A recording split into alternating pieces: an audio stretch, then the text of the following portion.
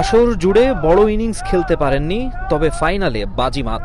তাই ভারতীয় টিম বাসের সামনে রোহিত শর্মাকে নিয়ে স্লোগান ভক্তদের। ওডিআই থেকে রিটায়ার করছেন না হিটম্যান, এই খবরে মহা খুশি সবাই।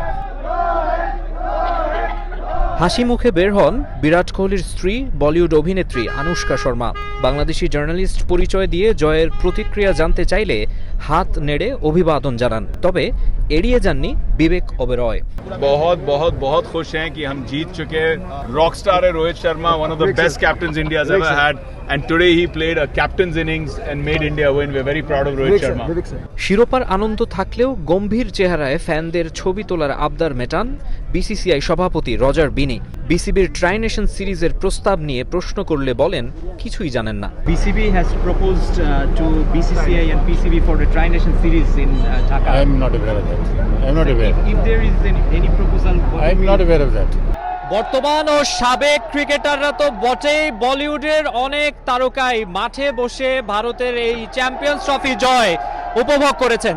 তবে দর্শকদের উৎসাহ উদ্দীপনার বিষয়টি সবচেয়ে বড়। ম্যাচ শেষ হওয়ার অনেকক্ষণ পর পর্যন্তও প্রিয় তারকাদের এক নজর দেখতে স্টেডিয়ামে এইভাবে ভিড় করতে থাকেন তারা। ভালোবাসি ইন্ডিয়া, আপনাকে ভালোবাসি। We came from Miami. Yes. Just for the match. I love my country, I love my country, and I love my team. We just love the energy. We love Kohli. We love Rohit. Fabulous, fabulous, fabulous. India!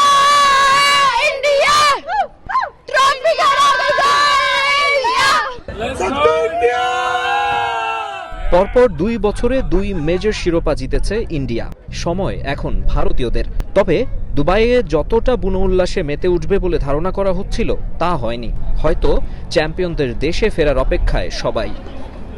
Maksum Alam Khan, সময় সংবাদ, Dubai, সংযুক্ত আরব আমিরাত।